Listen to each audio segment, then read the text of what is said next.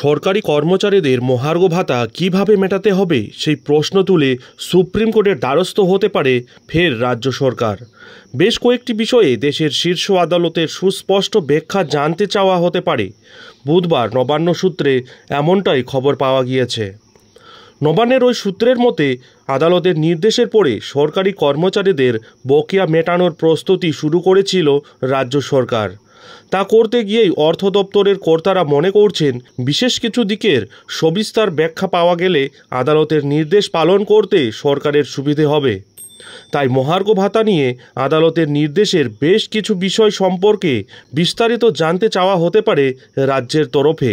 উল্লেখ্য, শীর্ষ আদালতে এখন গ্রীষ্মকালীন ছুটি চলছে। সূত্রের খবর, বেশ কিছু নির্দেশের মডিফিকেশন চেয়েও সুপ্রিম কোর্টের দ্বারস্থ হওয়ার সিদ্ধান্ত নিচ্ছে রাজ্য সরকার। তবে 25% হারে মহার্ঘ ভাতা নিয়ে আদালতের অন্তর্বর্তীকালীন নির্দেশ পুনর্বিবেচনার জন্য কোনো আবেদন জানানো হচ্ছে না। যদিও সরকারি কর্মচারীদের একাংশ মনে করছেন এসব শুধু রাজ্য সরকারের কৌশল, আসলে সরকার ডিএ দেওয়ার সময় বিলম্বিত করতে চাইছে। 2022 সালের 20 মে রাজ্যকে কলকাতা হাইকোর্ট নির্দেশ দিয়েছিল কেন্দ্রের সমান হারে 31% মহার্ঘ ভাতা দেওয়ার জন্য। তবে সেই নির্দেশকে তখন চ্যালেঞ্জ জানিয়ে সুপ্রিম কোর্টের দ্বারস্থ হয়েছিল রাজ্য সরকার। এবার চলতি বছরের 16 মে দেশের সর্বোচ্চ আদালত সুপ্রিম কোর্ট নির্দেশ দিয়েছিল 50% বকেয়া মহার্ঘ ভাতা দিতে হবে তার রাজ্য সরকারি কর্মচারীদের। তবে রাজ্যের আইনজীবী অভিষেক মনু সিংভি আপত্তি জানাতে শুরু করেন।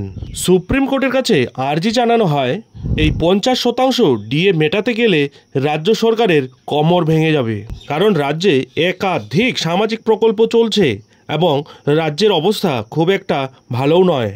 এই প্রকল্পগুলিতে টাকা দিতেই রাজ্যকে হিমশিম খেতে হচ্ছে, আর এরই মধ্যে আবার এই রাজ্য সরকারি কর্মচারীদের এই বকেয়া 50% ডিএ মেটাতে গেলে রাজ্য সরকার একেবারে দেউলিয়া হয়ে যেতে পারে।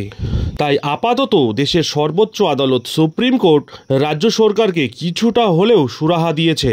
বকেয়া 50% মহার্ঘ ভাতার পরিবর্তে আপাতত রাজ্য সরকারি কর্মচারীদের 25% করে মহার্ঘ ভাতা প্রদান করতে হবে, আর সেটাও 6 সপ্তাহের মধ্যেই, এবং 4 সপ্তাহের মধ্যেই সুপ্রিম কোর্টকে জানাতে হবে রাজ্য সরকার এই বকেয়া 25% ডিএ মেটানোর জন্য নতুন কী পদক্ষেপ গ্রহণ করেছে। আর এরই মধ্যে 4 সপ্তাহ কিন্তু কমপ্লিট হতে চলেছে। এখন দেখার বিষয় হলো পশ্চিমবঙ্গ রাজ্য সরকারি কর্মচারী এবং পেনশনারদের বকেয়া ডিএ মেটানোর ক্ষেত্রে কি নতুন পদক্ষেপ নিতে চলেছে এবং কি রিপোর্টেই বা দেয় সুপ্রিম কোর্টকে। যাই হোক, এখন এখানেই শেষ করছি।